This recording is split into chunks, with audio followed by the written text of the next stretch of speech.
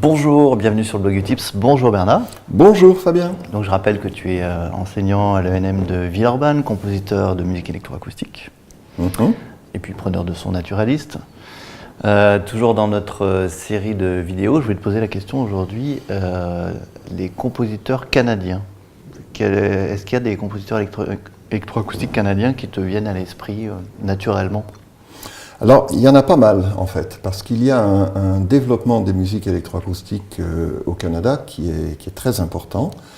Et il faudrait d'ailleurs savoir où est le Canada, parce qu'il se divise en gros en deux parties énormes, c'est la partie francophone et la partie anglophone.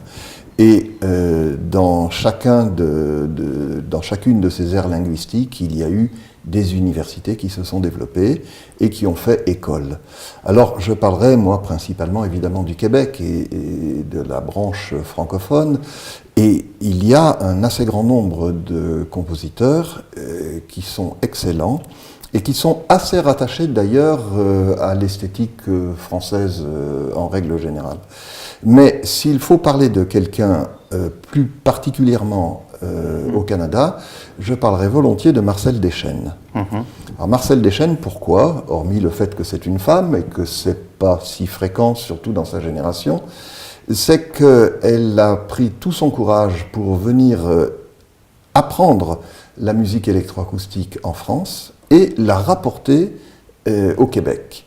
Pour l'enseigner ? Pour l'enseigner. C'est-à-dire pour l'enseigner et pratiquer cette musique qu'elle voulait, dès le début, appliquer aux arts multimédia, aux arts de la scène, aux arts plastiques, etc., etc. Pas forcément les musiques instrumentales, mais à tout ce qui peut certaines fois être donné à voir. Mais aussi des musiques acousmatiques, des musiques électroacoustiques qui s'écoutent tout simplement. Et c'est elle qui a fondé la faculté de musique à Montréal. Et elle a été le premier professeur. Et elle enseigne aujourd'hui encore ? Non, maintenant elle n'enseigne plus, mais s'il y a un tel mouvement des musiques électroacoustiques là-bas, au Québec, c'est lié à son impulsion dès le départ. Et il y a une forte combativité pour défendre la position de cette musique dans une université qui s'intéressait plutôt au domaine classique.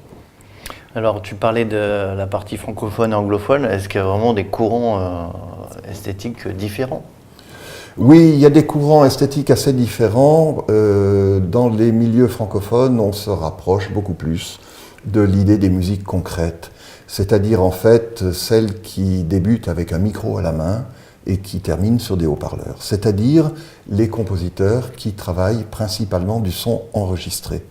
Alors que du côté anglophone, l'affiliation est plus directe avec les universités américaines, où s'étaient développés des studios de musique électroacoustique, mais dans lesquels on s'intéressait beaucoup plus à la synthèse, à la simulation des instruments, au son électronique.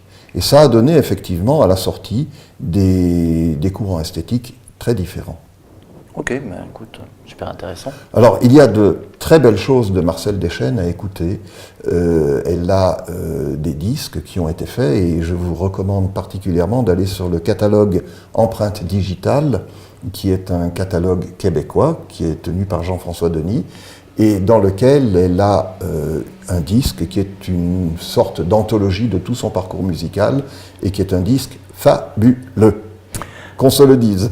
Eh bien, Bernard, merci pour ce conseil d'écoute. Et puis, si vous avez des questions, encore une fois, n'hésitez pas. Et à très bientôt. À très bientôt.